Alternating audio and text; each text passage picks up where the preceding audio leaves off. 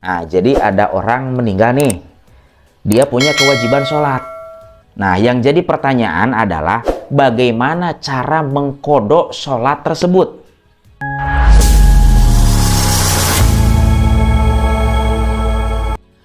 Assalamualaikum Kang Bade naros. Pun bapak teh pupus. Innalillahi.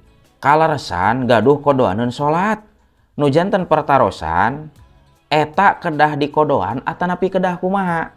Nah, oke, terima kasih. Mungkin yang dimaksud di penanya adalah kodok sholat atas orang yang telah meninggal.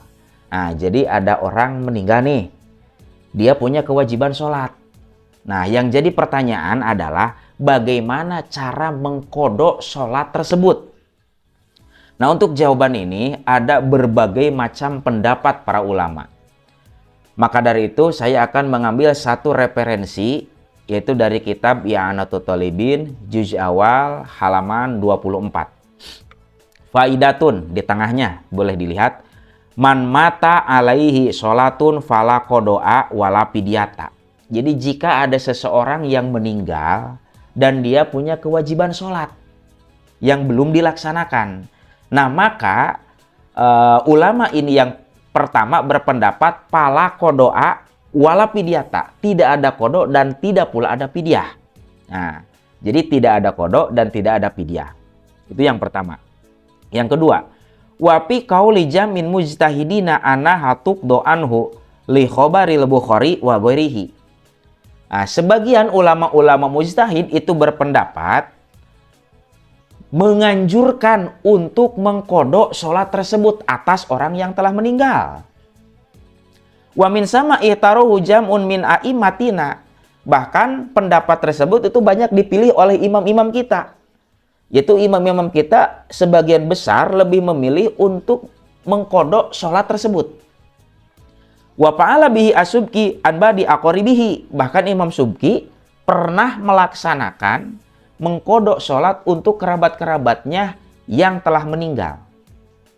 Wa naqala Ibnu Burhan anil qadim annahu yalzamul waliyu in khalafa tirkata ayyusolliya anhu kasaum. Bahkan Imam Ibnu Burhan itu mengutip daripada kaul qadimnya Imam Syafi'i. Beliau mengatakan sekiranya ada harta yang ditinggalkan oleh si mayit, itu maka sangat dianjurkan untuk mengkodok sholatnya si mayit. Nah, wapi wajhi alaihi kasiruna min asabina annahu yut'amu min kulli sholatin muddan. Bahkan mayoritas Syafi'iyah, mayoritas madhab Syafi'i itu mempunyai alternatif lain selain daripada mengkodok sholat. Nah, mayoritas Syafi'iyah itu mempunyai alternatif lain dengan cara membayar fidyah.